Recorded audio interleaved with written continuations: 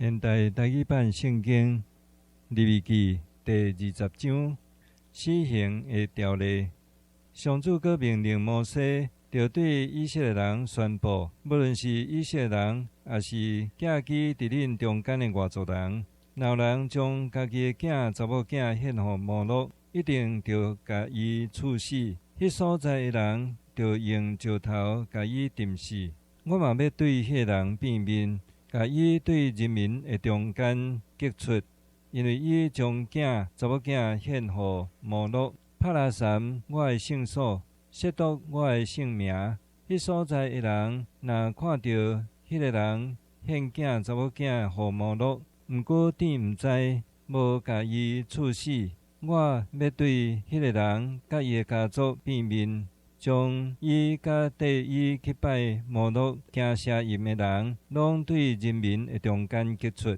若有人去找看望的，还是当机倒头，缀因去拜偶像行邪淫，我要对迄个人变面，甲伊对人民的中间激出。所以恁着分别做圣，正做圣洁，因为我是上主恁的上帝。恁着切实遵行我的规例。我是甲恁分别做圣的上主。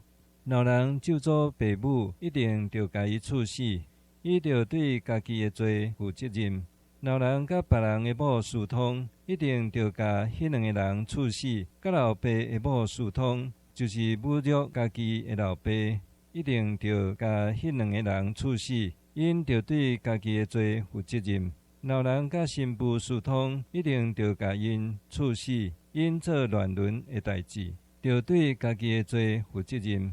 若有查甫人甲查甫人有性关系，亲像甲妇人人共款，做通掩恶的事，一定着甲因处死，因着对家己的罪负责任。若有人娶某，搁娶伊的丈母，这是乱伦见效的事，这三个人着甲因烧死，才免恁中间有即款乱伦见效的事。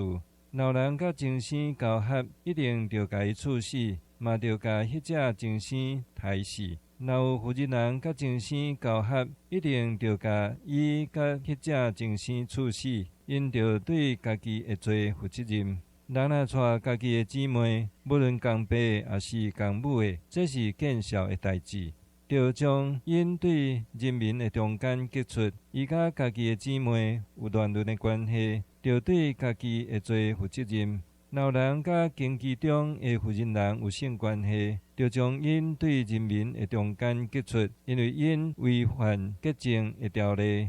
毋通甲阿姨也是阿哥有性关系，这是侮辱骨肉至亲，因着对家己的罪负责任。若有人甲伊的阿婶也是阿姆有性关系，就是侮辱伊的阿叔也是阿伯，因着对家己的罪负责任。